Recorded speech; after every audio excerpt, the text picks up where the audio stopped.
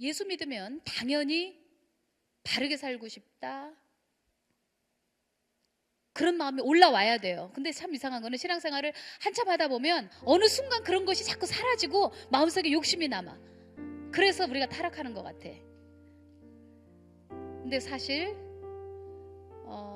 성경에 보니까 다윗도 처음에는 바르게 살고 싶어하는 마음이 있었는데 어느 순간부터는 바르게 살겠다는 마음이 점점 사라졌어. 그래서 바세바 사건도 일어나고 그렇겠죠. 저는 우리 친구들에게 이렇게 얘기하고 싶어요. 예수 믿는 것은 첫째는 구원에 관한 것이고, 두 번째로는요, 베드로전서 2장 24절, 내가 좋아하는 성경 구절인데, 우리는 죄에 대해서 죽고 의에 대해서 살아야 한다. 아멘. 그것이 구원받은 사람이라면 반드시 우리 속에서, 성품에서 드러나야 돼. 우리의 의지 속에서 드러나야 돼. 똑바로 살고 싶다, 똑바로 걷고 싶어요 주님, 온전한 눈빛으로. 똑바로 걷고 싶은 마음이 생긴다니까요. 자, 한 가지 물어보자. 하나님이 물 위를 걸어갈 때 똑 이렇게 그 물 위를 걸어갈 수 있는 게 정상이야, 아니면 물에 빠져들어가는 게 정상이야? 신이라면. 만약에 예수님께서 물 위를 걸어가시는데 자꾸 물에 빠져, 그게 정상이야? 아니면 예수님이 물 위를 걸어갈 때 당연히 이렇게 소금쟁이 마냥, 좀 비유가 그런가? 걸어가시는 게 정상이야? 그렇지, 그래야 신이지. 여러분은 하나님의 자녀야. 여러분이 물이 똑바로 걸어가는 게 정상이야. 삐뚤삐뚤 가는 게 정상이 아니야. 바르게 가고 싶어하는 마음이 정상이야. 그렇게 살아야 되고. 아멘. 목사님이 언젠가 핸드폰을 받느라고 정신없이 가다가 횡단보도에서 가다 보니까 빨간불인데 앞에 있는 사람 막 간다고 나도 쫓아가다가 죽을 뻔했다. 왜? 다른 사람 나가니까. 신호는 바뀌었어. 이제 우리는 예수 믿고 우리는 신호가 바뀌었어. 가야 될 때 가야 되고, 가지 말할 때 가지 말아야 돼. 아멘이에요. 그거를 안 되는 거는 안 되는 거야. 그런 기준이 생기는 것이 바로 우리 이제 크리스찬의 삶이야. 아멘. 그리고 하나님 무서워지기 시작해야 돼. 목사님이 언제부터 진정한 설교자가 됐는 줄 알아요? 하나님이 무서워지기 시작하면서부터 목사님이 강단에서 진정한 설교자로 거듭이 났어요. 그전에는 사람들이 두렵고 사람들이 많이 보이기 시작했어요. 그런데 목사님이 또 이렇게 평신도로서 구원을 얻어야 되는 그런 거듭남도 있고, 목회자도 또 한 번 거듭나는 게 있거든. 그렇게 거듭나고 나니까 하나님이 그렇게 두려워. 그 다음부터는 사람이 안 무서워. 하나님께서 너 이 말 해라. 어떨 때는 2판 4판이야. 왜? 사람이 이제 안 무서우니까. 너 사람들이 침을 뱉더라도 네가 이 말은 해야 돼 라고 할 때는 담대하게 말을 하지. 왜? 이제는 하나님만 두려우니까. 하나님은 정말 두려운 분이에요. 공사도 날림으로 하면 무너지고 정부에서 허가 안 내주죠. 신앙생활 날림으로, 건성으로 하면 안 돼요. 아멘입니까?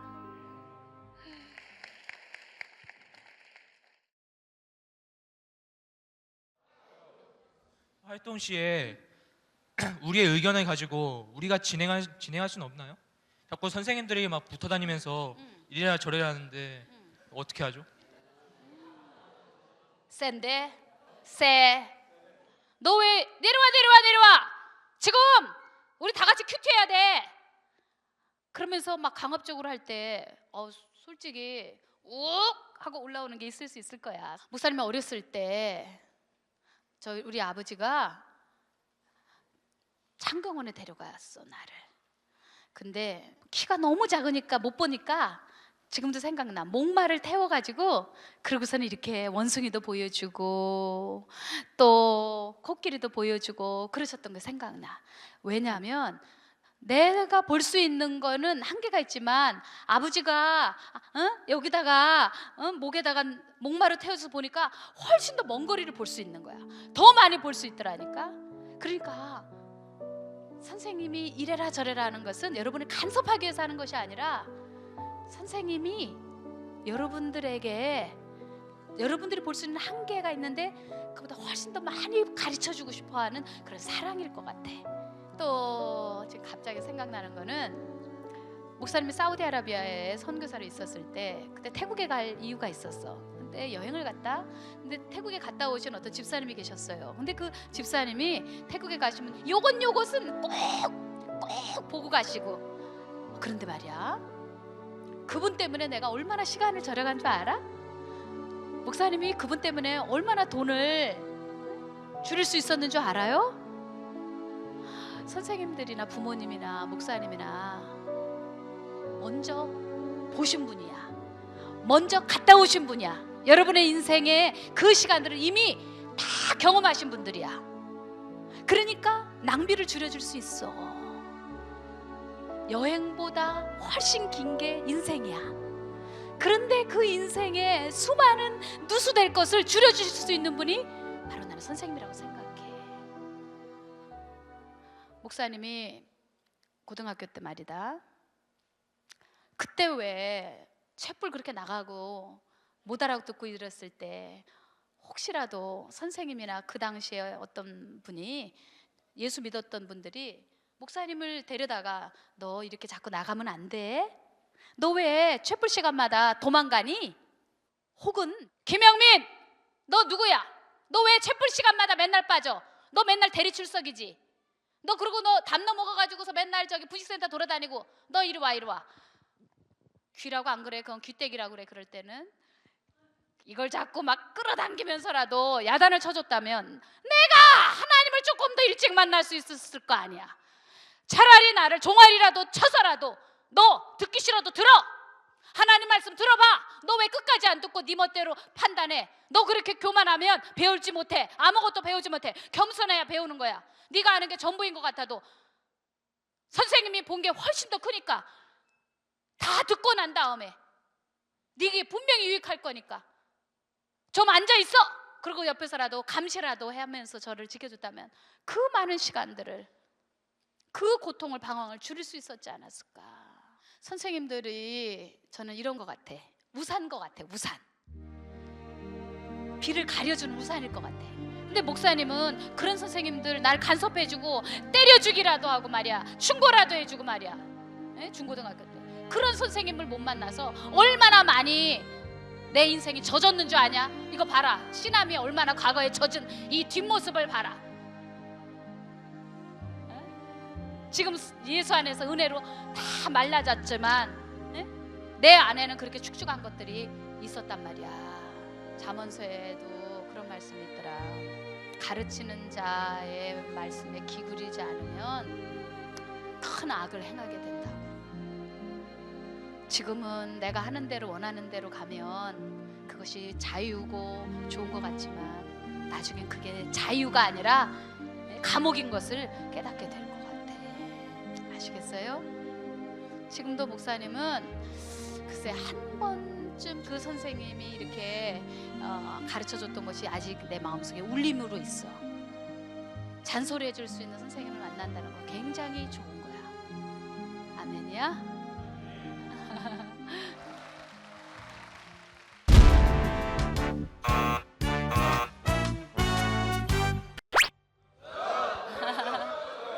목사님, 제가 가지고 싶은 게 많은데 돈이 없어요.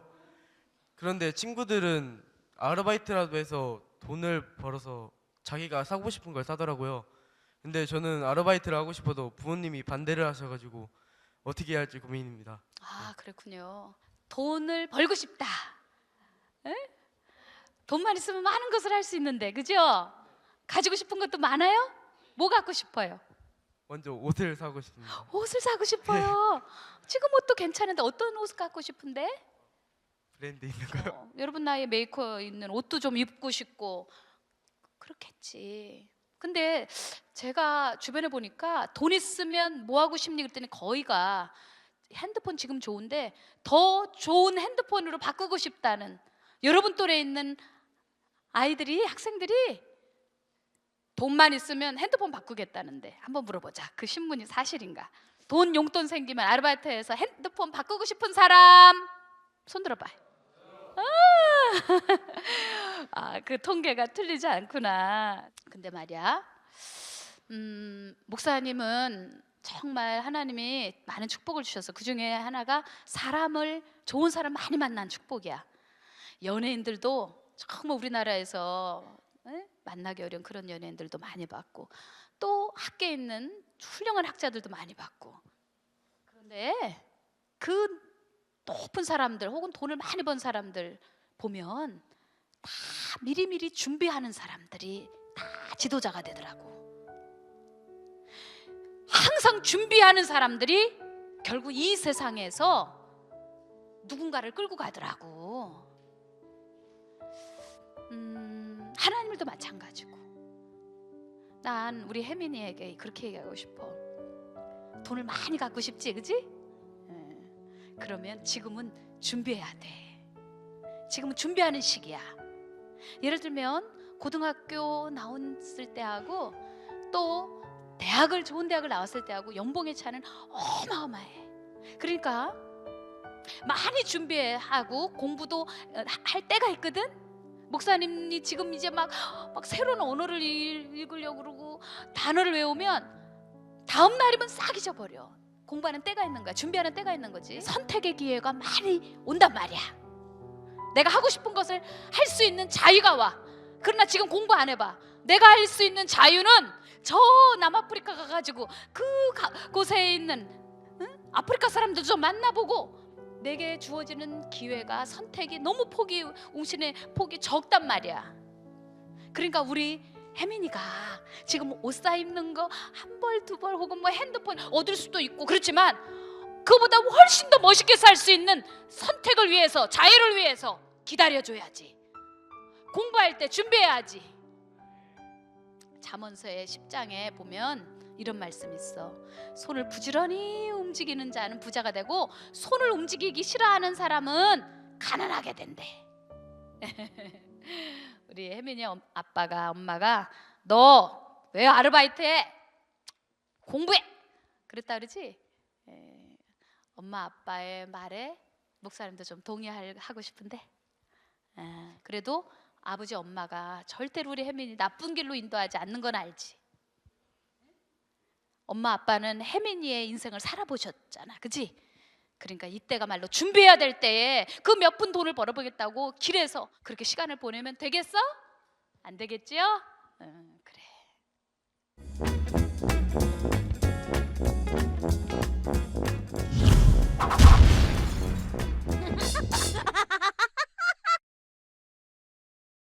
(2013년에) 진이에게 안녕 진아, 나는 2012년의 진이란다.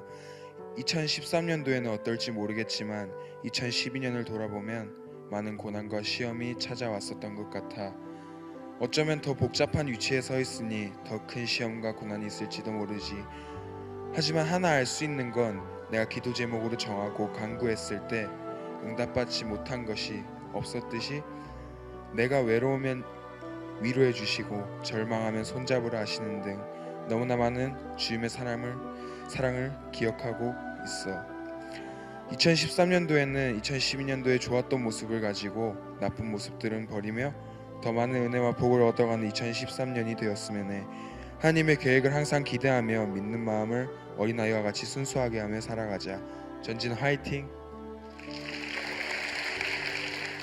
안녕 초롱아, 나에게 쓰는 편지라니 어색하고 민망하다. 대학교에 입학한 지 엊그제 같은데 벌써 3학년을 준비하고 있다니 시간이 참 빠르다. 입학하고 2년이라는 시간을 보내는 동안 대학생활을 즐기기도 하고 진로에 대해 고민하기도 하는 시간들을 보냈던 것 같아. 때로 시간은 참 빠르게 흘렀는데 나의 대학생활 중 어떤 것이 성취되어 있는지 잘 보이지 않는 것 같다는 생각도 들었지만, 요즘은 나의 비전을 어디에 두어야 하는지, 나를 어떻게 사용하고 싶으신지 조금씩 보여주고 계시고 기도로 말씀으로 함께 해주시는 하나님을 느낄 때 그 시간들이 모두 하나님께서 나를 훈련시키시는 시간들이었다고 생각하니 감사가 된다. 이제 하나님을 더욱 의지하고 그의 뜻을 더 간구하며 나아가야 할 때가 온 것 같아. 불투명한 미래를 하나님께 맡기고 두렵지만 믿음으로 2013년 또 한 걸음을 내딛자.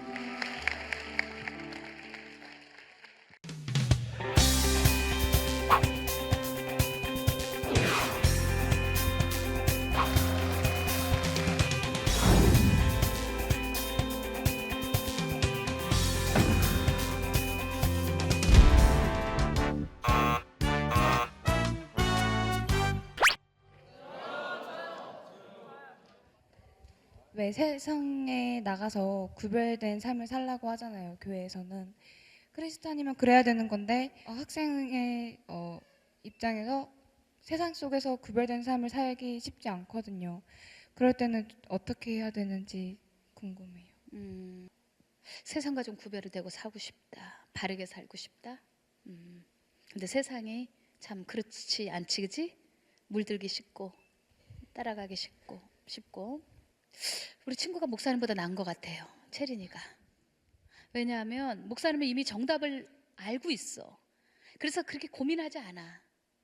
또 많은 예수 믿는 어른들이나 이런 분들이 그렇게 바르게 살아야 된다는 고민 안 해. 사실 너무 정답을 알기 때문에 아는 건지 믿는 건지 행동하지 않으면서도 그냥 그렇게 살고 있는지 착각하고 있다고. 그래서 위선적으로 이중적인 삶을 살기 쉬운데 우리 자매님은 참 순수한 사람 같아요. 예수 믿으면 당연히 바르게 살고 싶다, 그런 마음이 올라와야 돼요. 근데 참 이상한 거는 신앙생활을 한참 하다 보면 어느 순간 그런 것이 자꾸 사라지고 마음속에 욕심이 남아. 그래서 우리가 타락하는 것 같아. 근데 사실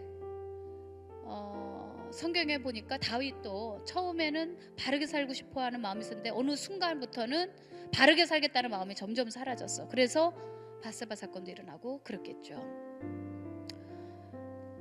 저는 우리 친구들에게 이렇게 얘기하고 싶어요. 예수 믿는 것은 첫째는 구원에 관한 것이고 두 번째로는요, 베드로전서 2장 24절 내가 좋아하는 성경 구절인데 우리는 죄에 대해서 죽고 의에 대해서 살아야 한다. 아멘. 그것이 구원받은 사람이라면 반드시 우리 속에서 성품에서 드러나야 돼. 우리 의지 속에서 드러나야 돼. 똑바로 살고 싶다. 똑바로 걷고 싶어요 주님, 온전한 눈빛으로. 똑바로 걷고 싶은 마음이 생긴다니까요. 자, 한 가지 물어보자. 하나님이 무리를 걸어갈 때 똑 이렇게 그 무리를 걸어갈 수 있는 게 정상이야, 아니면 물에 빠져들어가는 게 정상이야? 신이라면 만약에 예수님께서 무리를 걸어가시는데 자꾸 물에 빠져, 그게 정상이야? 아니면 예수님이 무리를 걸어갈 때 당연히 이렇게 소금쟁이 마냥, 좀 비유가 그런가? 걸어가시는 게 정상이야? 그렇지. 그래야 신이지. 여러분은 하나님의 자녀야. 여러분이 똑바로 걸어가는 게 정상이야. 삐뚤삐뚤 가는 게 정상이 아니야. 바르게 가고 싶어하는 마음이 정상이야. 그렇게 살아야 되고. 아멘. 목사님이 언젠가 핸드폰을 받느라고 정신없이 가다가 횡단보도에서 가다 보니까 빨간불인데 앞에 있는 사람 막 간다고 나도 쫓아가다가 죽을 뻔했다. 왜? 다른 사람 나가니까. 신호는 바뀌었어. 이제 우리는 예수 믿고 우리는 신호가 바뀌었어. 가야 될 때 가야 되고 가지 말아야 할 때 가지 말아야 돼. 아멘이에요. 그거를 안 되는 거는 안 되는 거야. 그런 기준이 생기는 것이 바로 우리 이제 크리스찬의 삶이야. 아멘. 그리고 하나님 무서워지기 시작해야 돼. 목사님이 언제부터 진정한 설교자가 되는 줄 알아요? 하나님이 무서워지기 시작하면서부터 목사님이 강단에서 진정한 설교자로 거듭이 났어요.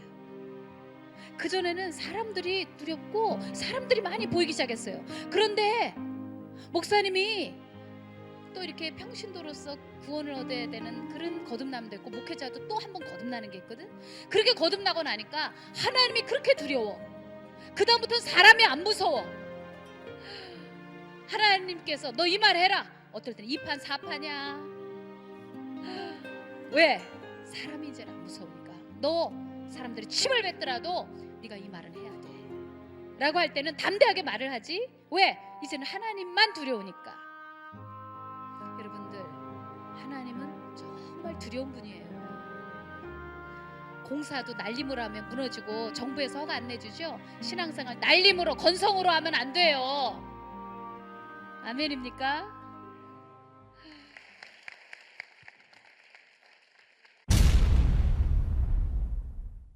결론을 내주고 싶어요.